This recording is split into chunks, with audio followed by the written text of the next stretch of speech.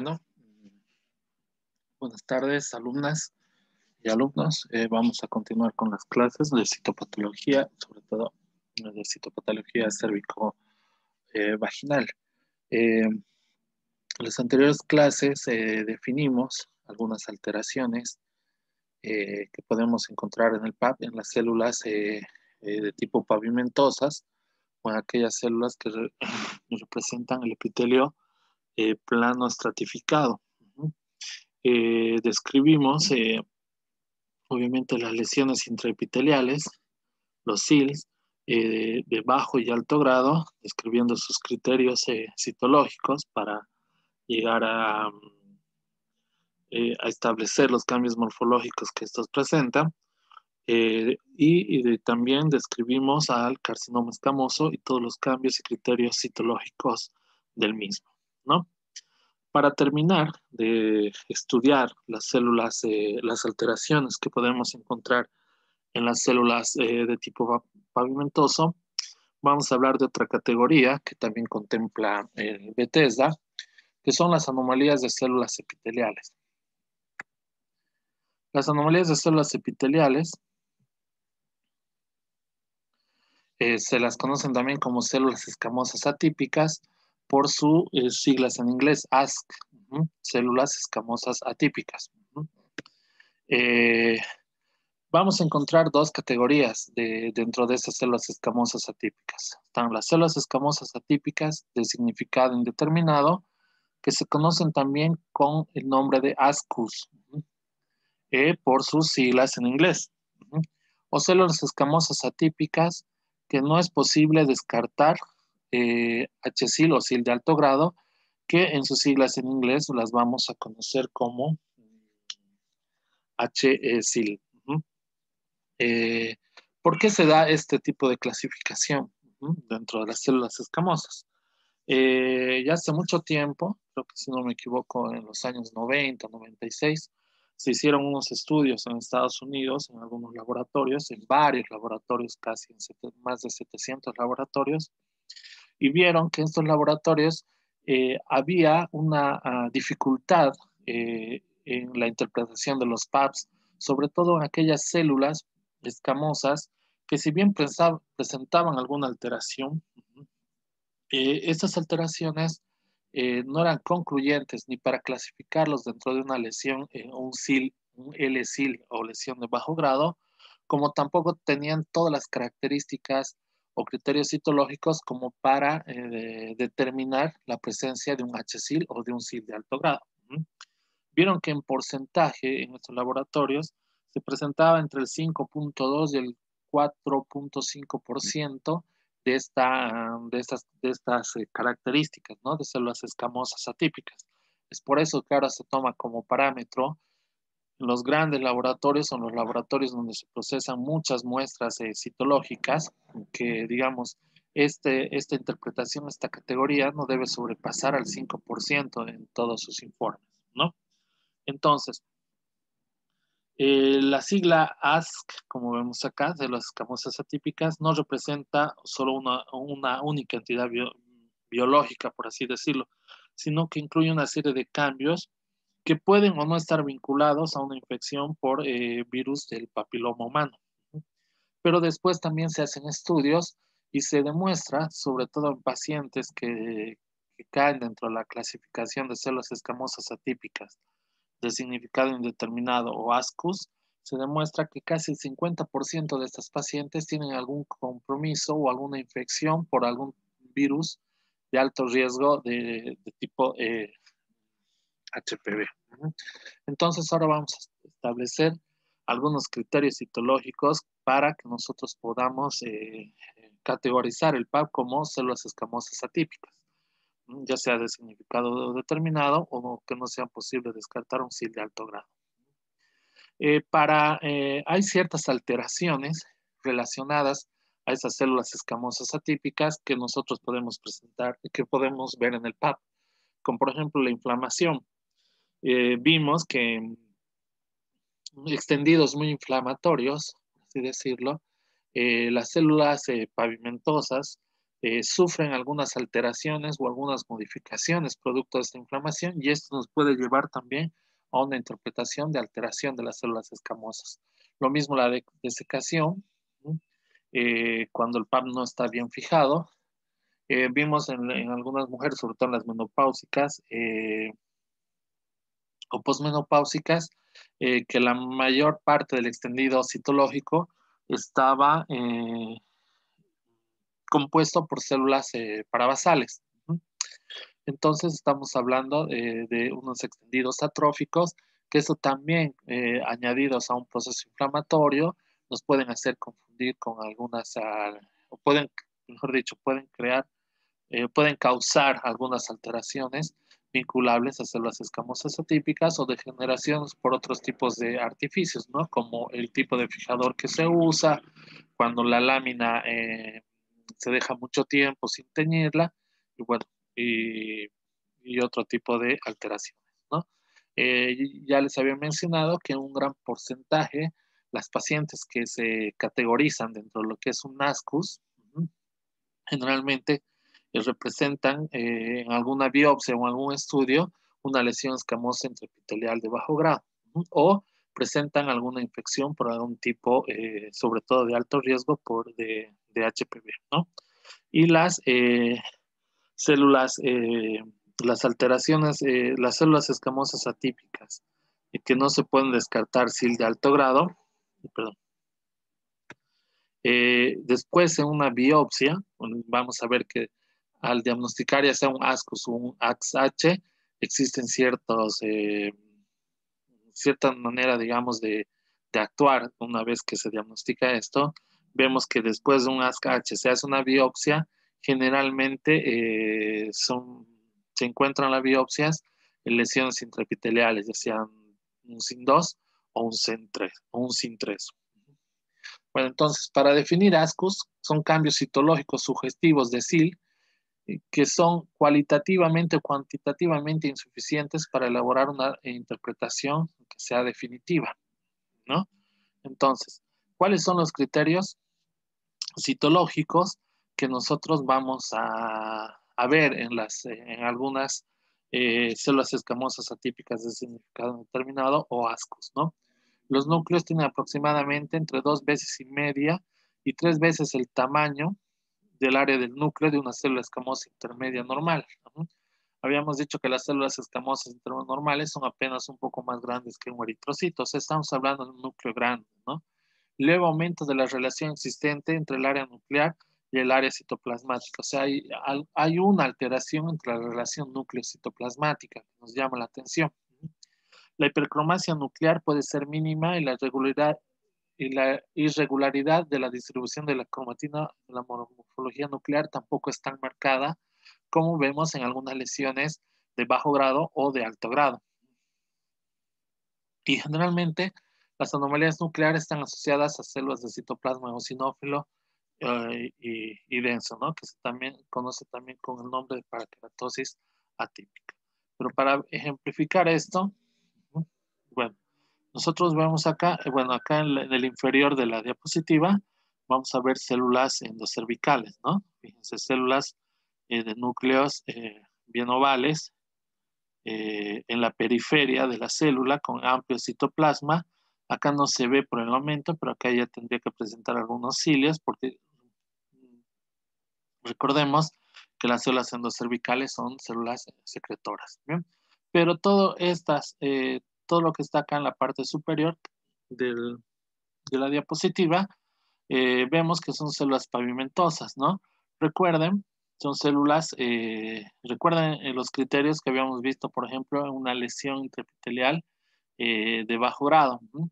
Eran células con una relación núcleo-citoplasmática alterada, o sea, tenía un núcleo muy grande, pero tenían la característica de la vacuolización periférica y la condensación citoplasmática. Estas células no. Si bien tienen un citoplasma denso, eh, no tienen esa condensación citoplasmática ni el halo periférico, pero sí presentan una alteración en la relación núcleo-citoplasmática. Como pueden ver, son células son células de núcleos mucho más grandes. Algunas son más hipercromáticas que otras, como pueden ver. Ujú. Y la distribución de la cromatina tampoco es tan irregular como habíamos visto en algunas láminas de las lesiones pavimentosas o escamosas de bajo grado, ¿no?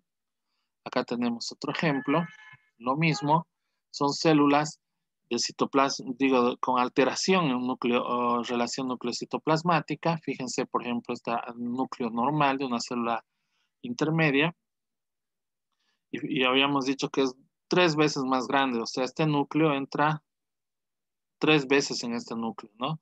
Es un núcleo muy grande, tiene ciertos grumos en la cromatina, pero no presenta otras alteraciones, ni condensación citoplasmática, ni refuerzo periférico. Fíjense que muchas de estas se ve el nucleolo, que es evidente, entonces también podríamos estar hablando de un proceso de tipo reactivo, ¿no? Y también otra característica que es la multinucleación de estas células, ¿no? Células con muchos núcleos, pero ni el halo ni el refuerzo periférico, y no, o sea, tenemos criterios citológicos que no son de todo concluyentes, ¿no? Acá también, fíjense, en este caso son células de núcleos muy grandes, ¿sí? Pero son núcleos bien definidos, como pueden ver acá. ¿Sí? No tienen hipercromacia, no tienen una marcada hipercromacia, más bien, si podemos ver, núcleos bien definidos. Algunos incluso tienen la cromatina, por así decirlo, pálida, no presentan grumos ni hipercromacia nuclear, y tienen ese citoplasma denso sin el refuerzo ni sin la vacuolización que presenta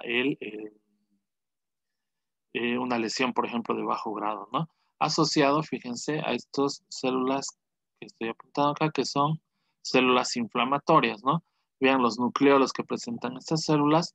Entonces, están entre un proceso reactivo, pero la macrocariosis, o sea, el aumento en el tamaño del núcleo, esa irregularidad, nos puede hacer sospechar de que existe una lesión intraepitelial. Entonces, para esto es mejor tipificarlo como células escamosas atípicas de significado indeterminado, ASCOS, ¿no?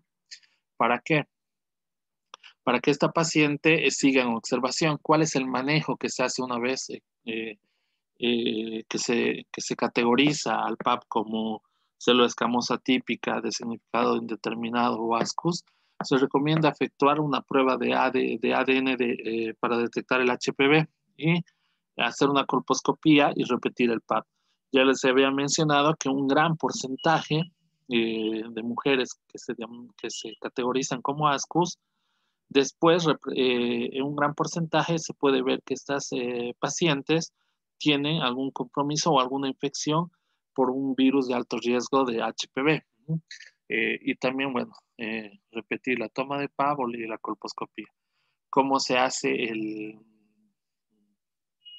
un ejemplo de un informe? Se pone anomalía de células epiteliales, células escamosas atípicas de significado determinado, ASCUS, ¿no? Y ahí el médico ya sabe, el médico tratante, o que tiene que pedir una prueba de ADN de HPV, una prueba molecular, o una colposcopía repetida del PAP, también según el medio en el que esté, ¿no? Y acá, como dice el comentario, que siempre hay que ponerlo en el informe, conviene sugerir que la paciente efectúe una prueba para identificar HPV de alto riesgo si lo justifica, ¿no? Ahora, para categorizar algunos criterios de lo que es el AXH, que serían las células escamosas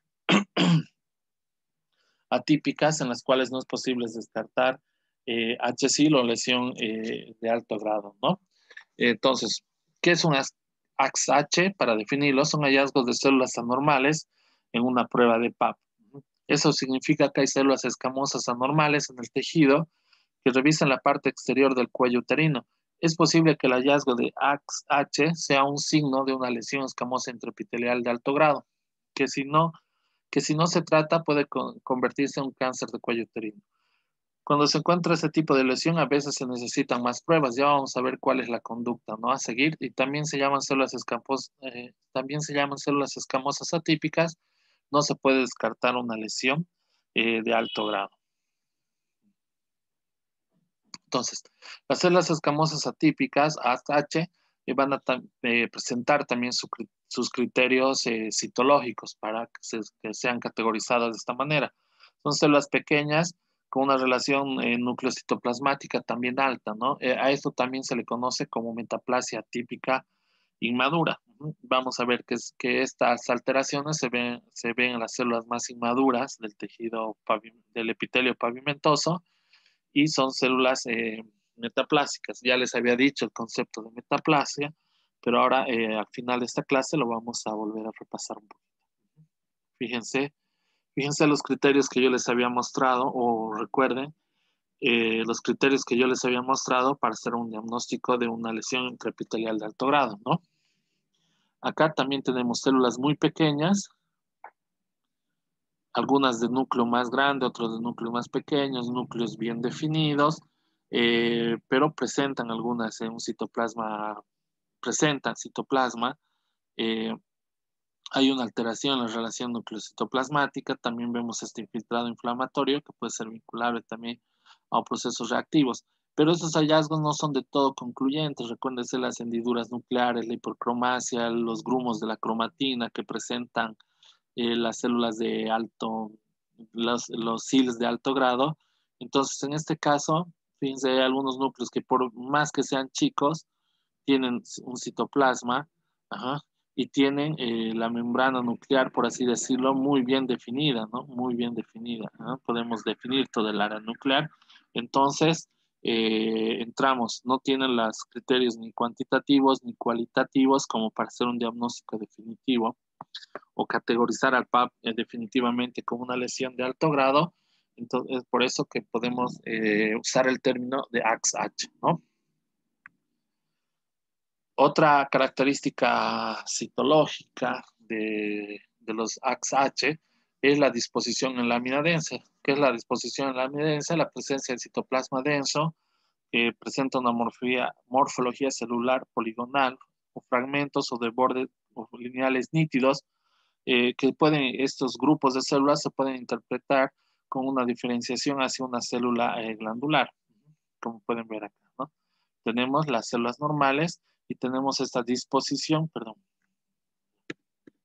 en lámina densa, ¿no? Son células que se disponen en estas láminas con núcleos hipercromáticos pequeños, con alteración en la relación núcleos citoplasmáticas, pero incluso vean, esta misma disposición hace que haya una sobreposición de los núcleos y a veces no se puede hacer un diagnóstico preciso de las características morfológicas o citológicas que pueda tener el núcleo. Entonces es difícil categorizarlo directamente como una lesión de alto grado. Entonces podemos recurrir también a la categorización como AXH. Acá lo mismo, ¿no? Tenemos células normales, por así decirlo, más de tipo parabasal. Acá, y tenemos esta disposición, que la disposición en estas láminas densas o en estos grupos así cohesivos nos pueden hacer confundir también con células glandulares, ¿no? Pero tienen algún citoplasma, algún núcleo irregular.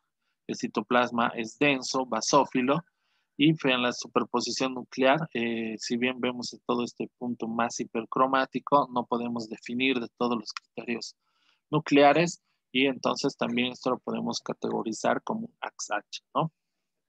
Entonces, las anomalías de células epiteliales, células escamosas atípicas, no es posible descartar una lesión intraepitelial escamosa de alto grado, ¿no?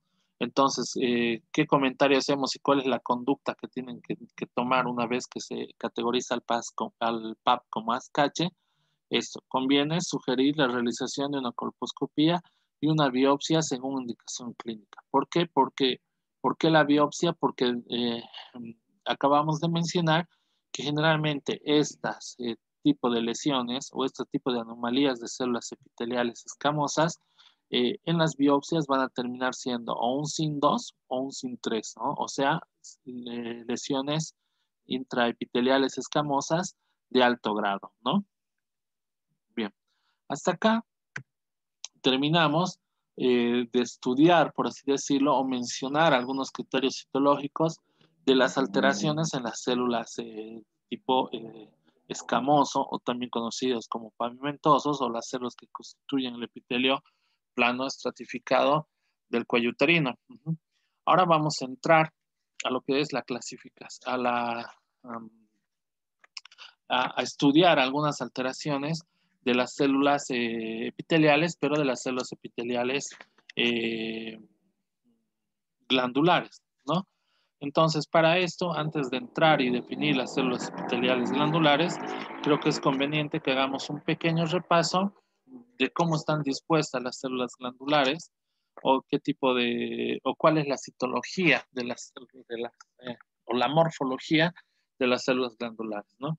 Entonces, lo mismo, el sistema de Bethesda tiene una serie de categorías para que nosotros podamos estudiar dentro de las distintas anomalías de las células glandulares que podemos encontrar, ¿no? Que van desde células eh, en células endocervicales o glandulares atípicas hasta encontrar adenocarcinomas eh, in situ o que están en la misma glándula que no infiltran hasta encontrar adenocarcinomas infiltrantes.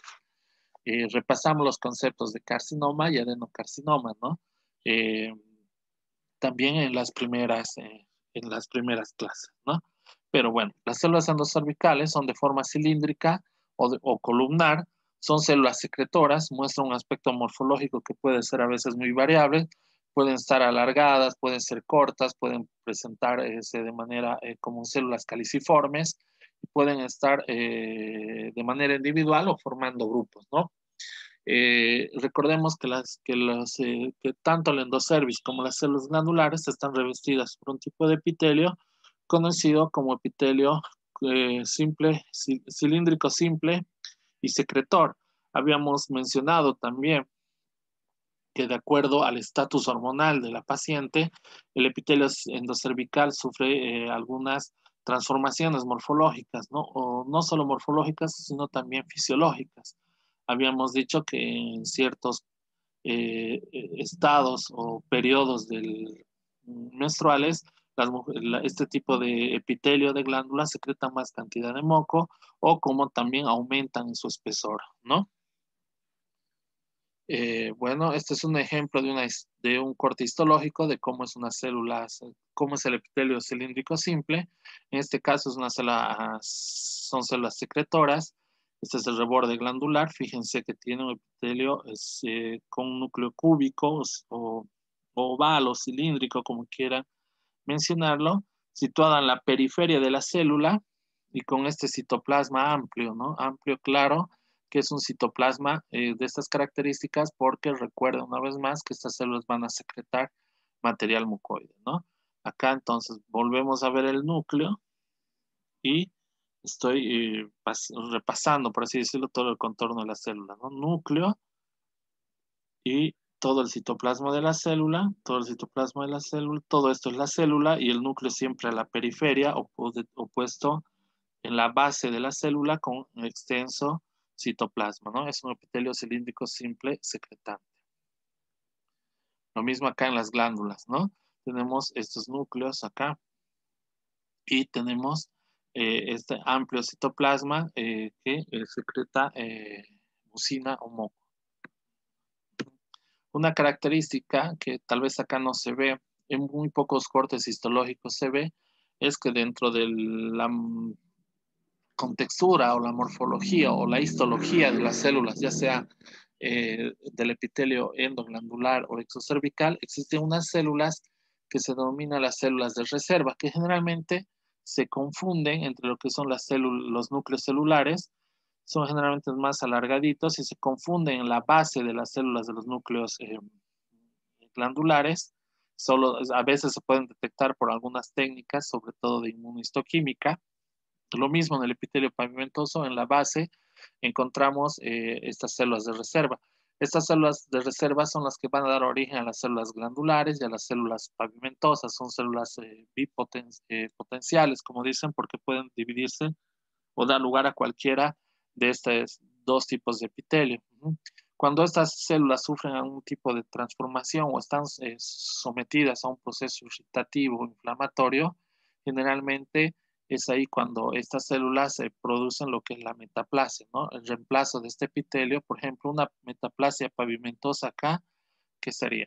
Que reemplacemos todo este epitelio cilíndrico simple por un epitelio pavimentoso estratificado en la glándula, ¿no? Para que la célula o el epitelio pueda resistir algunas alteraciones o algunos procesos irritativos.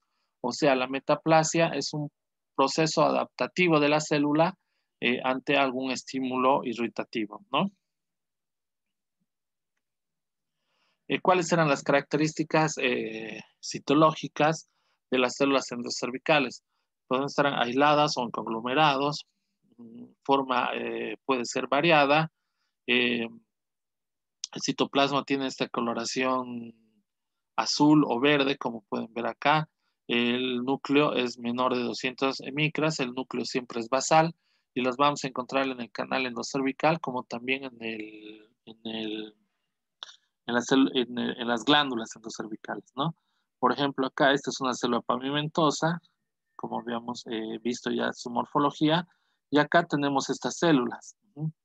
Células de citoplasma, de núcleo cilíndrico, amplio citoplasma, en estos pequeños grupos, estos son células endocervicales. Acá también, en todo esto, estoy remarcando con la flecha, podemos encontrar células endocervicales, ¿no? Un citoplasma azulado o verdoso, según la coloración. Las núcleos siempre a la periferia, más o núcleo de localización excéntrica, por así decirlo, porque están alejados del centro, como no es como una célula pavimentosa, que generalmente presenta más el núcleo hacia el centro del citoplasma, ¿no? En este caso no. Y generalmente se dispone en estos grupos celulares o en pequeños grupos o podemos encontrar incluso células dispuestas de manera aislada, ¿no? Acá también tenemos lo mismo, ¿no? Células dispuestas en grupos, fíjense. Acá esta es una célula pavimentosa, fíjense el núcleo, más hacia el, no está bien hacia el centro, pero tiene amplio citoplasma. Fíjense acá la característica, remarco toda la célula, el núcleo puesto a la periferia, hipercromático y un citoplasma amplio que es secretor. Que si iríamos a mayor aumento o usáramos un aceite de inmersión, podríamos ver algunos cilios que salen de este citoplasma, bueno, por la secreción que producen las células, ¿no? También en este caso, dispuestos en estos aglomerados, donde se ve el citoplasma de este color verdoso o azulado, ¿no? Bueno, y como les había mencionado, también otras características que podemos encontrar son las células metaplásicas. ¿Qué son las células metaplásicas? Estas células que se van a transformar hacia otro tipo de epitelio, que es el epitelio plano-estratificado, ¿no? Entonces, son células, las metaplásicas, que contienen también ese citoplasma que puede ser basófilo azulado, núcleos bien definidos, que están en estos grupos o algunas veces de manera aislada, eh, que tienen cierta alteración en la relación nucleocitoplasmática, pero son núcleos que no son pleomórficos, o sea, son bien cilíndricos con un núcleo, una membrana nuclear que los delimita perfectamente. Y una característica de las células metaplásicas en los extendidos citológicos es esto, que hacen estas puntitas o como se hacen de manera más ausada o sacan estas pequeñas puntas. Acá se ve una, acá se ve otra, acá se ve otra, acá se ve otra, ¿no? Así, en distintas células se pueden, en distintos extendidos se pueden ver eso, entonces son células metaplásicas. Lo mismo acá, dispuestos en conglomerados, células metaplásicas siempre van a tener un núcleo, por así decirlo, un poco más llamativo, porque recuerden que son células que están, es un epitelio que está sometido a un proceso irritativo, ya sea inflamatorio. Fíjense, compárenlas siempre con las células pavimentosas que habíamos visto y estas células metaplásicas, ¿no? Que son entre glandulares y células pavimentosas, ¿no? Y estas características de tener estas proyecciones espiculadas, por así decirlo, citoplasmáticas, ¿no? Acá también, acá también, acá también, ¿no? Estas son las células metaplásicas, bueno, que las vamos a ver también en muchos extendidos citológicos. La metaplasia escamosa del cuello uterino consiste en el reemplazo fisiológico del epitelio cilíndrico vertido en el exocervix por un epitelio de tipo escamoso neoformado de las células de reserva subyacentes a las cilíndricas, ¿no? Al epitelio cilíndrico. La parte del cuello uterino en la que se produce la metaplasia escamosa es la que nosotros denominamos como zona de transformación. Es la zona de transformación también ya la habíamos estudiado y descrito, donde se produce la transición entre un epitelio pavimentoso y un epitelio cilíndrico simple, ¿no? Bueno, con esto hemos establecido algunos criterios citológicos. Ya para las próximas clases empezar ya a adentrarnos lo que son las distintas alteraciones o anomalías de las células epiteliales de tipo glandular. Eh, bueno, entonces espero que les haya quedado claro. Por favor, ya les había mencionado que cualquier pregunta que deseen hacerme, podemos usar nuestro grupo de WhatsApp para cualquier aclaración o mediante los comentarios en el canal de YouTube. Bueno, muchas gracias por su atención y buenas tardes.